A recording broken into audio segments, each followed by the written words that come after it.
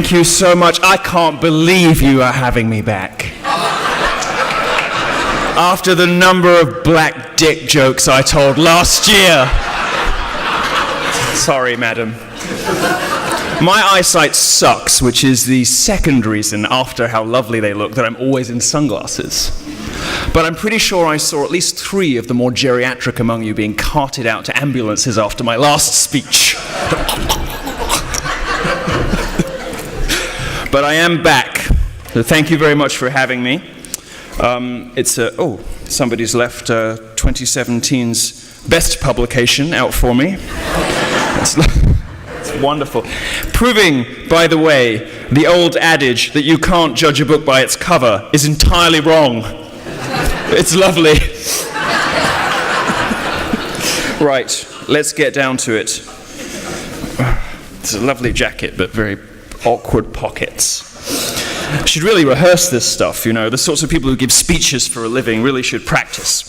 Right, well, thank you so much for having me back. I do appreciate it. Despite everything, I intend today to be marginally more respectable than I was the last time. Don't groan.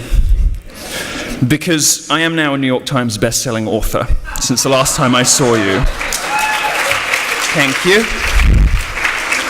And my publicist has said that I should stop saying cunt so often in public.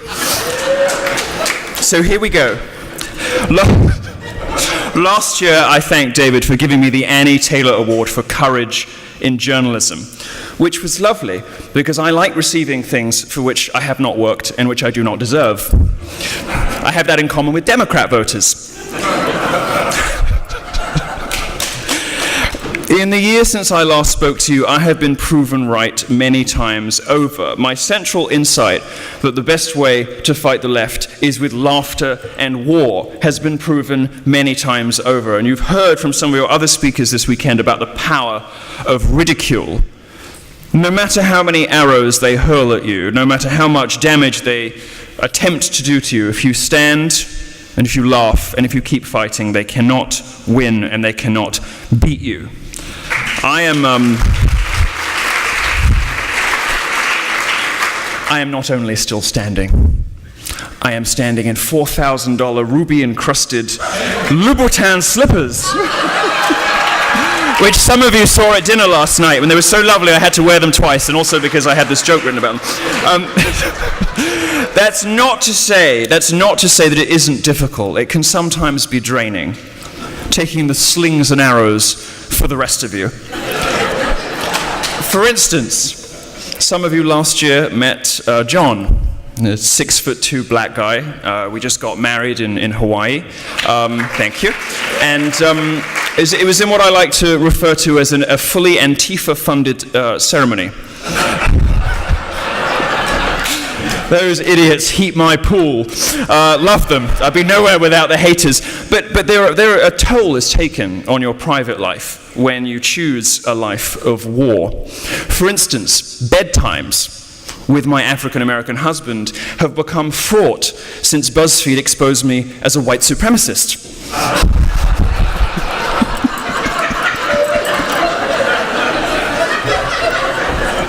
It was just the look on his face. He Googles me almost as often as I do. And just for the new pictures, you know. And I knew what was coming, because I knew the story was coming, this silly thing that they published. And he looked over at me. And that was the end of it.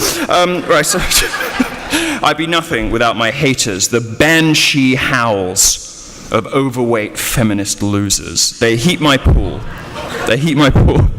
But some things do not change, even after 12 long months. Last year, when I came to Restoration Weekend, feminists and liberals were screaming and crying, and I was stunningly handsome.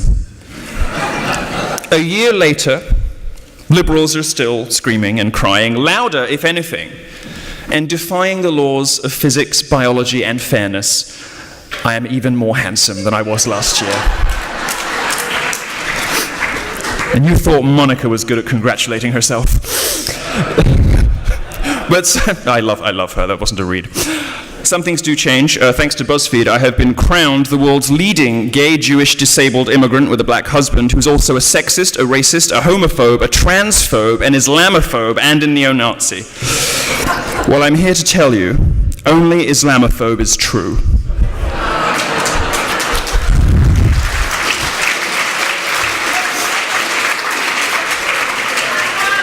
And maybe transphobe, but aren't we all really? Throughout 2017, the Queen of England called the Diana diet her annus horribilis, not to be confused with anus horribilis, which is a Latin expression meaning Maxine Waters from behind.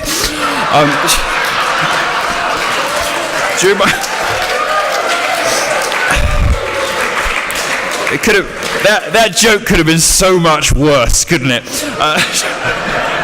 You see, I've been tamed. The liberal media have ignored everything that conservatives have said this year in favor of what they wanted us to say, or they hoped that we would be saying. For instance, they tried to say I was anti-Semitic. Actually, what I said was that Jews, including my mother's son, have above average representation in many areas of public life because we're above average in intelligence and hard work. Some of us especially so.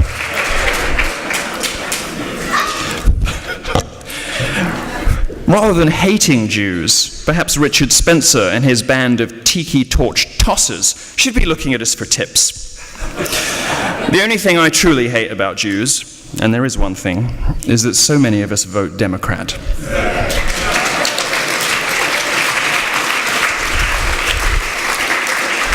They said that I was advocating for a white ethno-state. I had to look up what ethno-state meant. Are you kidding? My dating pool would evaporate overnight. I'd have to move to the Congo. I have tried the best I can to explain to my audiences that reason and religion are the keys to explaining why the West is the best, not race. The blindness on the part of liberals and their contempt for America and the Western world in general may explain why they hate Israel so much, why they like Palestinian Muslims so much, and why they so loathe college speakers like me, David, and Ann Coulter. Deliberately muddying the waters between Western supremacism and white supremacism is a trick of the media that has ramped up in the last year, and some of us have fallen foul of this strategy. I'm pleased to report it has not worked, and it will not work.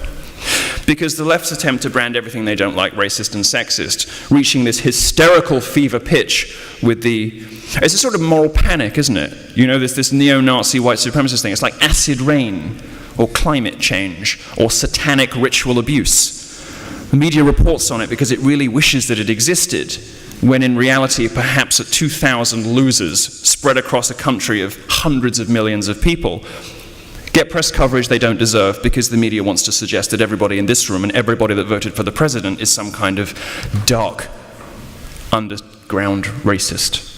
That we all harbor dark thoughts. Well, we don't. And no amount of telling us that we do is going to produce them. Perhaps another reason the left hates Israelis and Jews quite so much is because we tell such good jokes.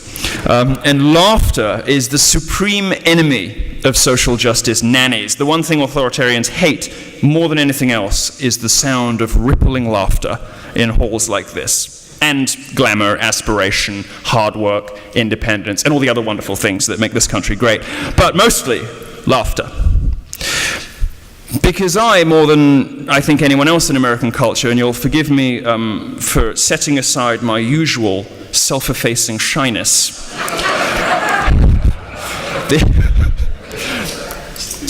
the shrinking wallflower I have been presenting to you thus far, this afternoon, this morning, I've been up a long time. Forgive me for setting that aside for a moment. I'd like to set out a new theory of history which divides America into BM and PM, before Milo and post-Milo.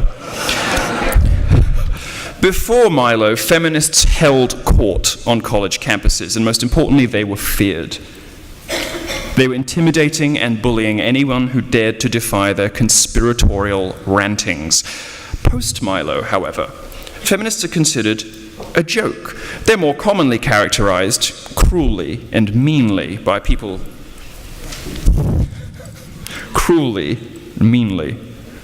like me as lazy, ugly, single crypto dykes stinking of cat piss, living in hideous apartments in Brooklyn with friends they hate, jobs that will never satisfy them, dreaming of a day when they could cast aside the feminist shackles around their necks and get a husband and some children and be happy.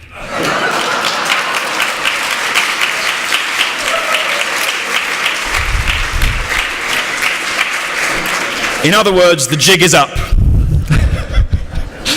I don't just treasure the Annie Taylor Award, which I will mention several times in this speech, because it is the only time anyone has ever been stupid enough to award me for anything. Because it represents an unearned honorific, which is always pleasing, but also because it's really, really shiny. And it now occupies pride of place in my Miami home, behind a box of Clorox wipes in my second downstairs bathroom. And if you don't know what Clorox wipes are, ask your maids. Most of what I love in life falls into the category of glitter. But living on a bus and in hotels on my college tours is far from glamorous, but I did it for you and for America, and it seems to have worked. But I do always keep David's Award close, because it reminds me not only of how wonderful I am, but also of David Horowitz's judicious insight and perspicacity.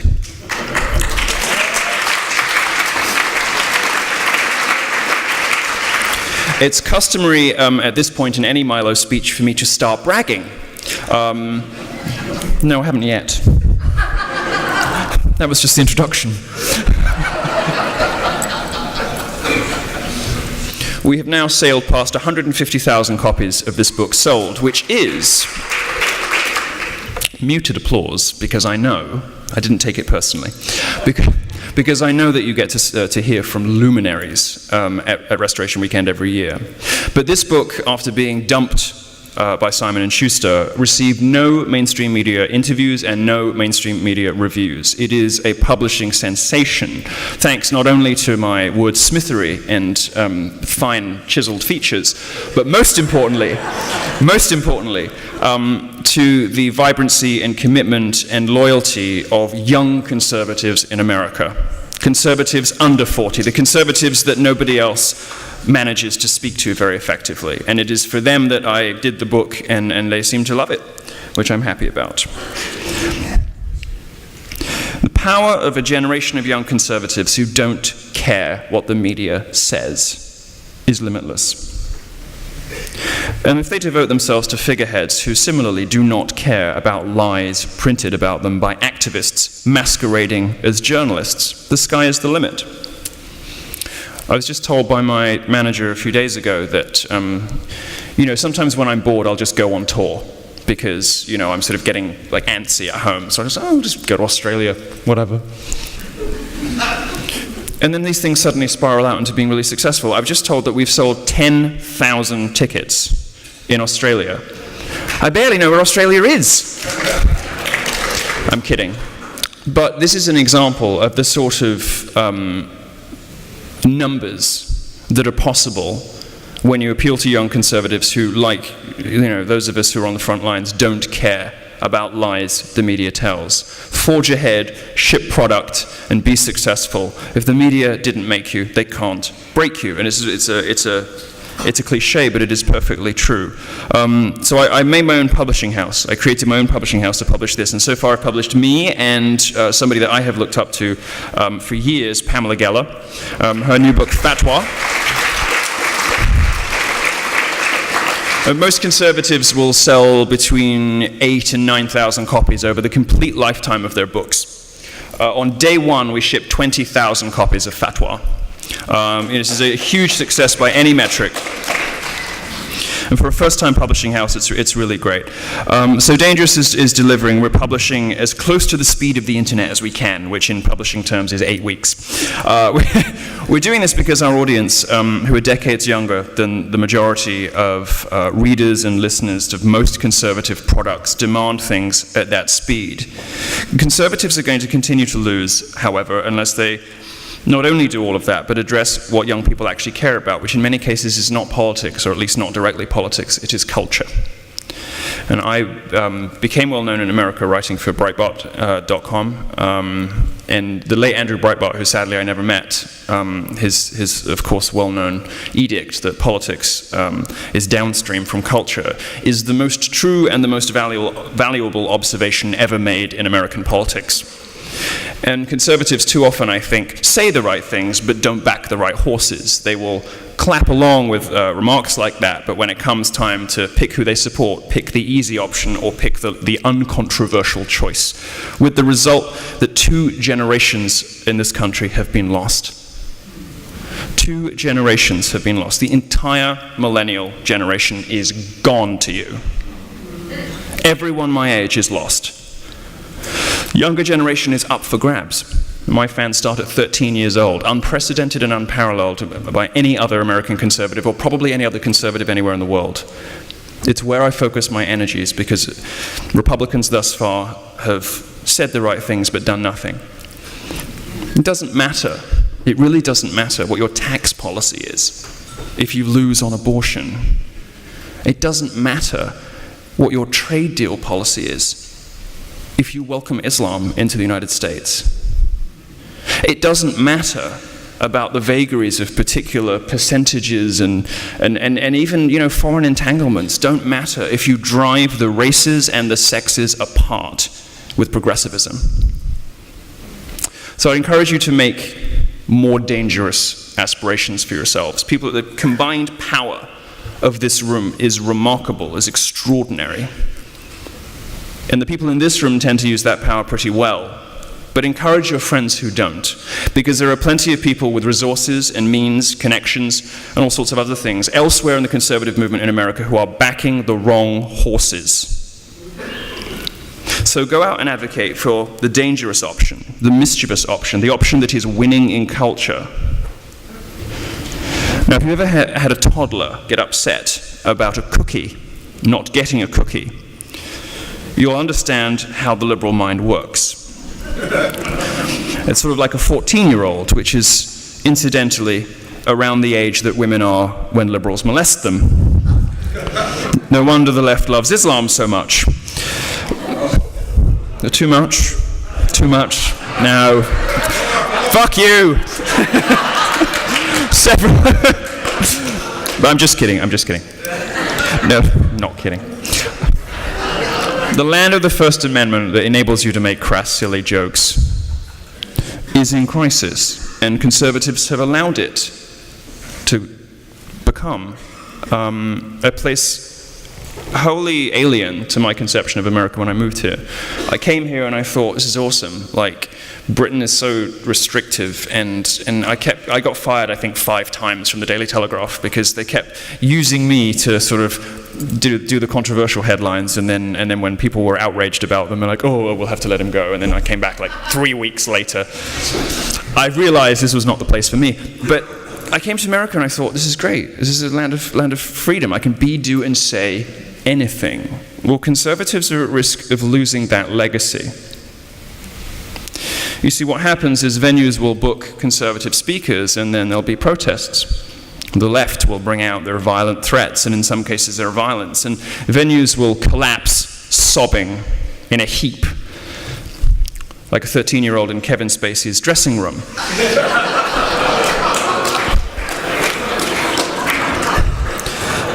This is a fearsome theater in which to fight, but it is beyond the realms of politics, deep into culture, fighting feminists, Black Lives Matter activists, professors, liberal journalists, and other kingpins of the progressive universe. As you will have gathered by now, I hate to brag. But allow me to share with you how happy I am that despite the slings and arrows sent my way and the way of so many other people on the front lines in the movement that you've heard from, Steve Bannon, the endless decades-long cruelty inflicted on Ann Coulter, Pamela Geller, and of course David himself, that we're experiencing something of a renaissance. We're experiencing a renewed sense of purpose and of energy, which has expressed itself in the current presidency. It's very exciting. You have an opportunity now. There's a window now, when I thought perhaps that one wasn't coming again.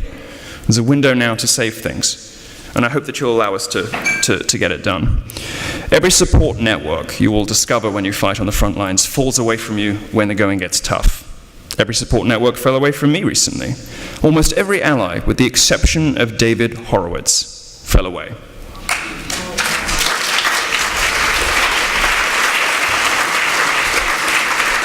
Now, I don't mean to sound like a victim, because that's literally the thing I fucking hate most in the world. And I'm not one. I have a wonderful life. I have millions of fans globally who hang on my every word for some reason. But it does, I don't say this to make you feel sorry for me, because you really, really should not.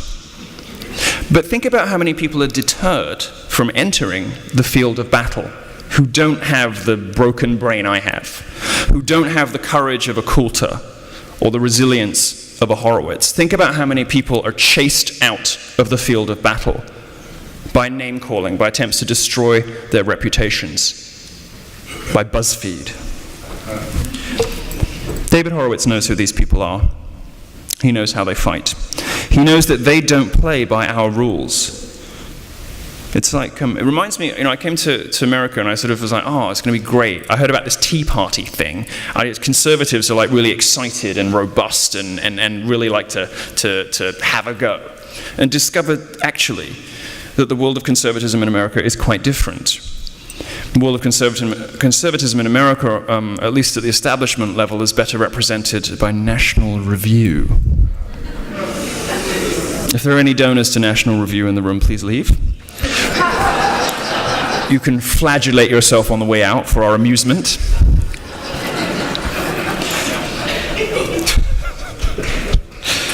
Now, I started my fight in education because it seemed to me that there was a bubbling cauldron of young conservatives who were more willing to stand up and be counted and take some flack than their parents and their grandparents. And certainly that's been true.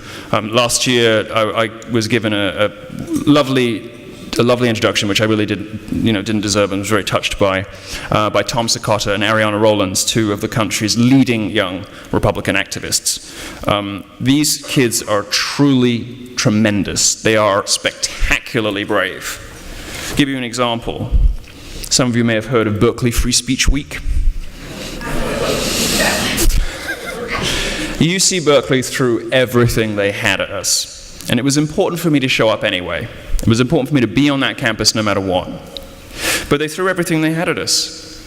And the final straw, and the thing that really collapsed the original program that we had planned, was that they threatened to open a hate crimes investigation against their own students for posters that supported free speech.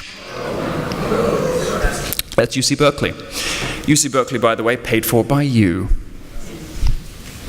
Hundreds of millions of dollars a year go into their research budget. This is federal money. Your federal taxes go straight to UC Berkeley. There's a simple solution to all this. There's a simple but brutal solution to so many of these things, and it is stop funding higher education entirely. Just cut it off.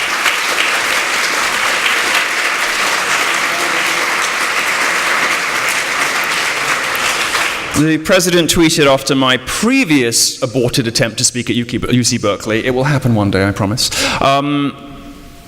No federal funds, for organizations that do not meet their First Amendment commitments. Well, I hope that Congress and this administration will look into withdrawing federal funding from any college that does not ensure political diversity in its faculty.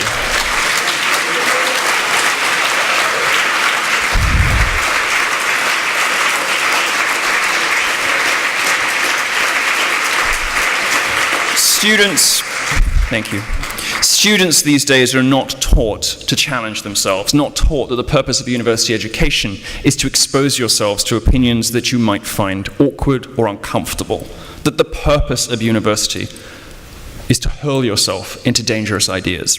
Instead, they're taught that university is a sort of therapy club, a home from home, somewhere you can, and this has happened many times when I have been speaking, recline on luxurious goose-down pillows, watching videos of puppies frolicking playfully in the long grass, alongside the dulcet tones of Alanis Morissette.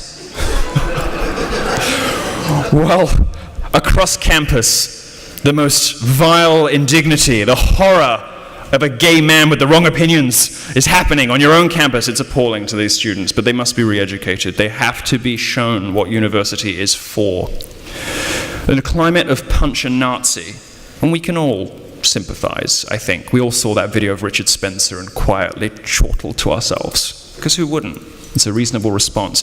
But in a climate of punch and Nazi, where we are all called Nazis, where the left has broken down the barrier between thought and action, between words and violence, to justify its own violent responses to our ideas, something has gone horribly wrong, and conservatives are called upon now to fix it. Because the attitudes taken on many campuses around this great land, conservatives are not physically safe. Now, I upset people for a living,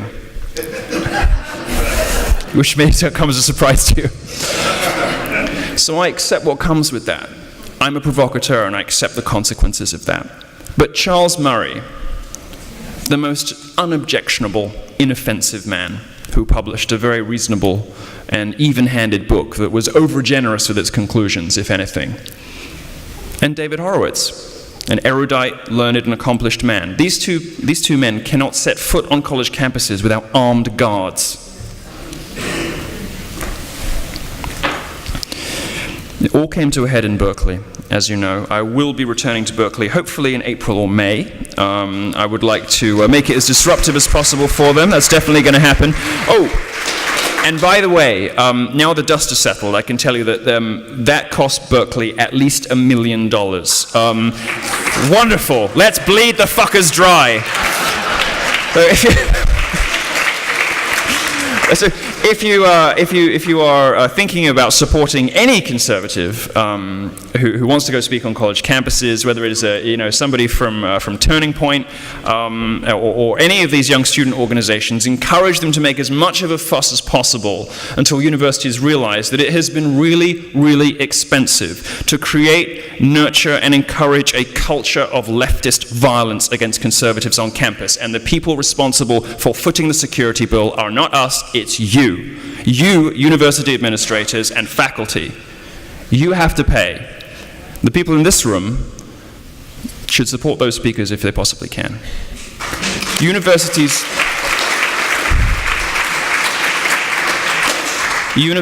have to be hit in the only place they actually care about, their pocketbooks. And so, although I didn't intend originally for this to be the case, I take some pleasure in the vast amount of money that UC Berkeley has had to spend and will have to spend every year for the remainder of my existence, policing my presence on that campus. My goal is to I have a lab at home where I'm breeding mini Milos because there's not enough of me to go around, let's be honest. And I want 12 of us so that we can sort of have a rotating cycle of college talks. So there's always a Milo at Berkeley. And every month they're spending $1 million to keep, by any means necessary in Black Lives Matter and Antifa from smashing up the town. I'll let you know how the science experiment goes. I might be a disreputable fag. But I love the Bible, and I love guns almost as much. I believe that abortion is murder in all cases. I believe that it is morally abhorrent and ought to be illegal. I want low taxes and a strong military. I think feminist man-hating is ridiculous and hurts women the most. I believe that the nation-state is the best organizing principle for human civilization.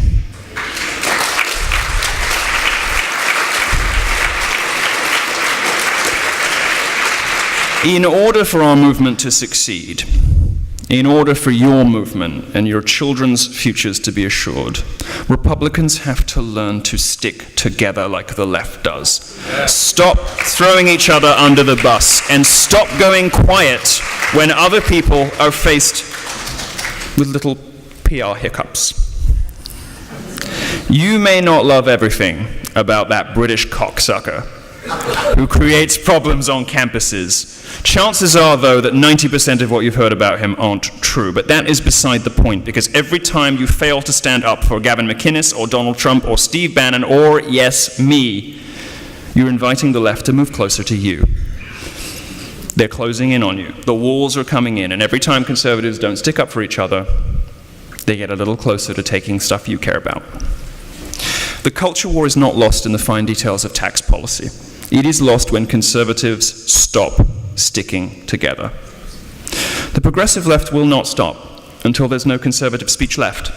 They start by saying, I'm not acceptable, David Horowitz is not acceptable, Anne is not acceptable. The establishment conservative reflex, the gag reflex, is to give up on that fight and find more appropriate speakers. This is a new strategy, by the way, by college professors. They'll say, oh, well, of course we believe in free speech, but we should have people who deserve to speak on college campuses. Well, I think that students paying $60,000 a year to be indoctrinated into Marxism can choose for themselves who is worthy to speak on campus, and not you.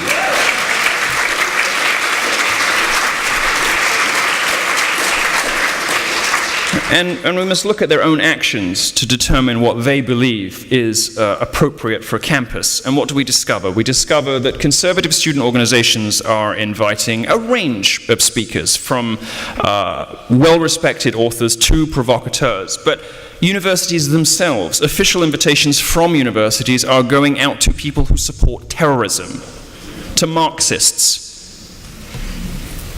Universities are rewarding people who hate this country and want to see it burn.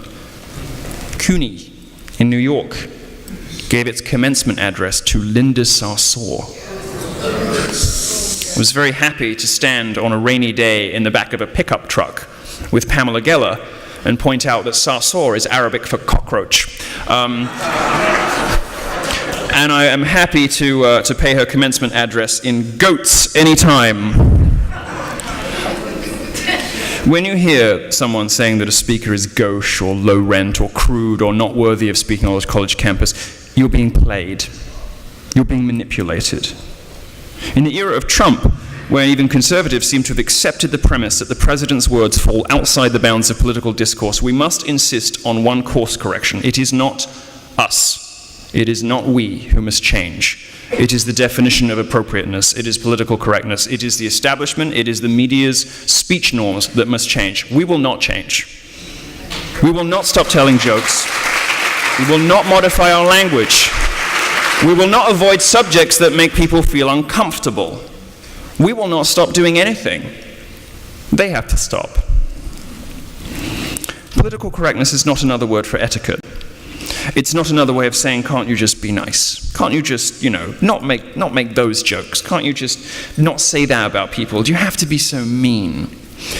That's not what political correctness is. Political correctness is not an appeal for civilized, polite discourse. Political correctness is a tool of political weaponry. Speech codes, language policing, appropriateness. They call it tone policing on the left.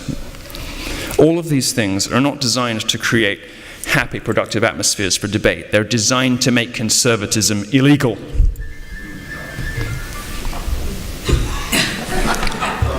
Can I answer it? Bring it up. Worst crime is that fucking awful ringtone. What was that? Jazz. Ooh. Insofar as every major television network, including Fox News, perpetuates a system of political correctness and appropriateness, they all deserve to burn. The left systematically hobbles conservatism by branding its most effective warriors as violators of imaginary social norms. These norms are invented and enforced by the left, and collaborators on the Republican side allow them to do it. And they are invented not in the service of justice, but in the service of control. Let's consider, shall we, one of the social norms that the left wants to impose upon us. Hollywood. Almost every day, it's so delicious, I almost can't help but lick my lips. Almost every day, new allegations come out about producers, directors, and other odious Hollywood types committing awful offenses against men, women, and even children. And there's a lot more to come on that subject. It's a bit like the news out of Europe, but with fewer explosions, honor killings, and acid in the face, you know? George Takei. This is why I don't always tell people I'm gay.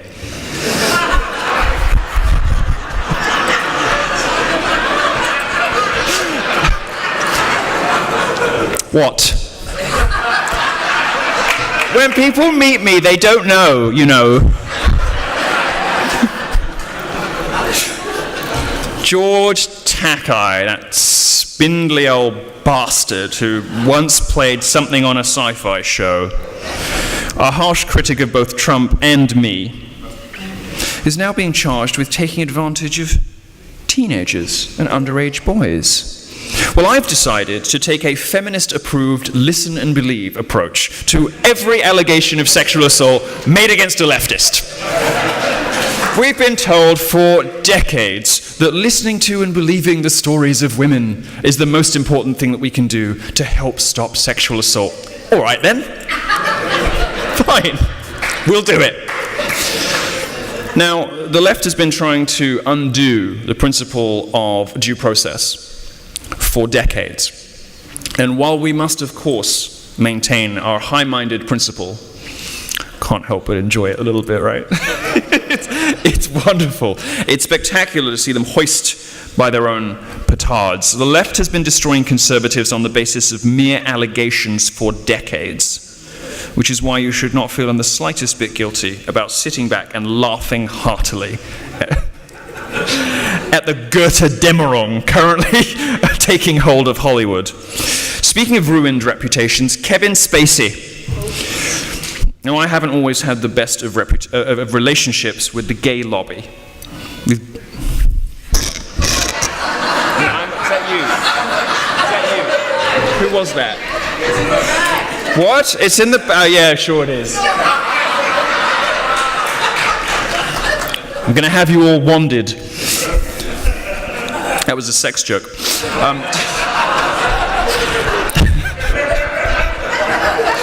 I have to telegraph it, you know, given the age of the audience. I'm sorry. My eyesight's really bad, and when I walked into this hotel, you know, they've got those big glass jars, like by the check-in desk. I thought that they were like drip bags, so that so you could wander in and get a little top-up if you weren't sure if you'd make it to your room, you know?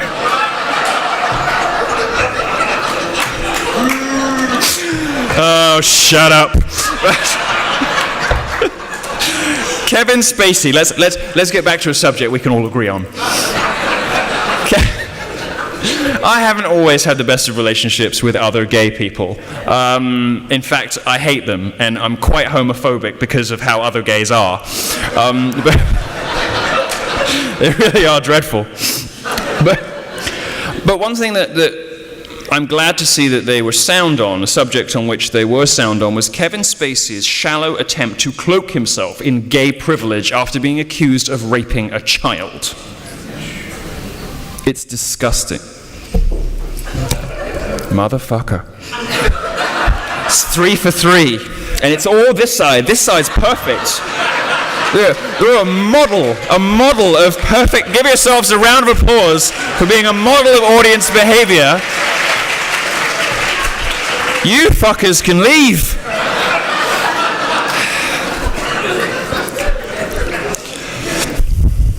See, I grew up being taken to the theatre and the opera, and my grandmother, who instilled in me a love of Wagner, which has never left me, used to hit me quite hard on the back of the head for coughing at any point in the 2-hour act. So I have developed an appreciation for respectful audiences. All right. No, honestly, I'm just grateful anyone listens to me. I do agree with the gay lobby. This is disgusting. And this is the perfect example. This is why identity politics is so poisonous. This is why we have to beat it. Because what Kevin Spacey's response to the allegations demonstrated is that the left is trying to establish different rules. E pluribus unum is being undermined by identity politics. What they're attempting to do is suggest that punching me should be more of a crime than punching this nice man here. Now, most of us in this room can agree that the vast majority of people would much rather punch me. They'd be right. But just because I could turn around and say he did it because I'm gay, and therefore the sentence might be longer because it's a hate crime, is an appalling abuse of justice. And it's an American failing that, you spent so long teaching the rest of us how to successfully navigate freedom and democracy and capitalism, stuff that we gave you first but you perfected. You're now inheriting our worst impulses, socialized healthcare and speech codes, the two things guaranteed to fuck conservatives forever. And you're inheriting this stuff. And this hate crime legislation, making it more of a crime to hit somebody based on an entirely subjective offense definition. It's like, oh, he did it because I'm gay. You should arrest him for something he tweeted because it really hurt my feelings. This isn't just a recipe for abuse, it is an open invitation to conduct political warfare with the law. That's what it's there for. That's why they did it. That's why it runs the show in Europe. That's why they have these laws in Europe, so that people can pretend that conservatives hurt their feelings. All right, off to jail with you? I'm not kidding. This is not a joke. In Scotland, the police tweet, "Don't be offensive on the internet because we're watching."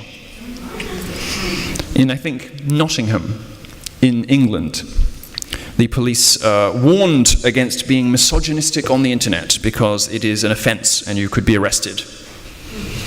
That's why I don't go back to England. I'm illegal in my own home country.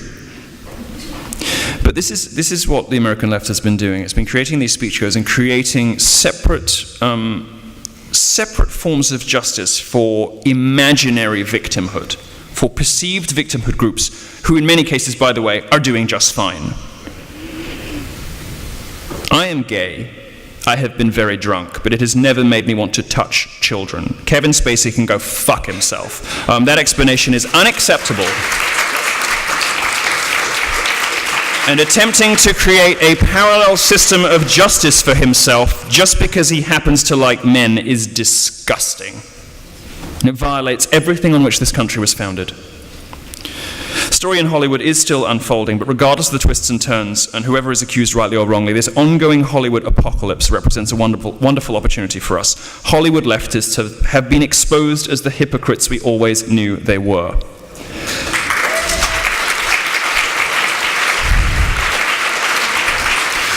They say they support women. They say they're male feminists. Anyone who describes themselves as a male feminist, you can start the clock on the rape charge. Always happens.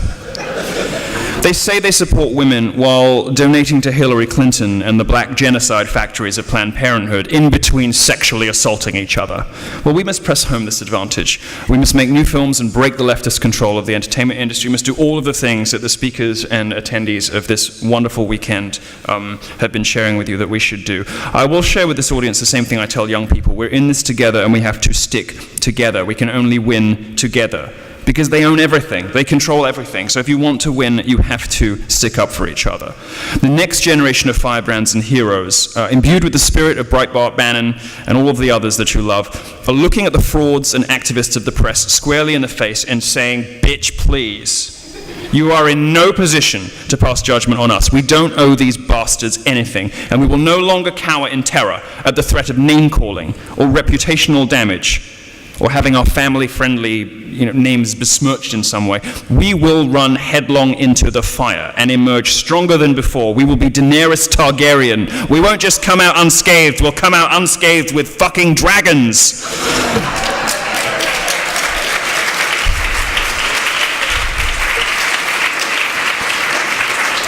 And when we are betrayed by our own side, when we are squished by bush botherers, the self-serving, swampy establishment politicians, the journalists terrified of striking a blow for freedom lest they lose their cocktail party invitations, we will treat them with the same contempt with which we treat the left, because they deserve, if anything, more opprobrium and more of our hatred, more of our contempt. If we fix our schools, if we fix our culture, there is still hope for America, but this is a window that we must lurch through it, must hurl ourselves through this window. Because if we beat them now, we beat them. Political correctness and social justice are at the apex of their powers. They have never been more powerful. They have never controlled more of the institutions of civil society than they do today. They control the academy, they control the media, they control the entertainment industry, they control large branches of government, they control almost everything you see around you. So if we beat them now, we beat them. If we beat them at the height of their powers, they will never, ever come back. This is the battlefield I have chosen to fight on, and I hope that you will join us in it. Thank you so much for everything. Thank you. Thank you. Thank you.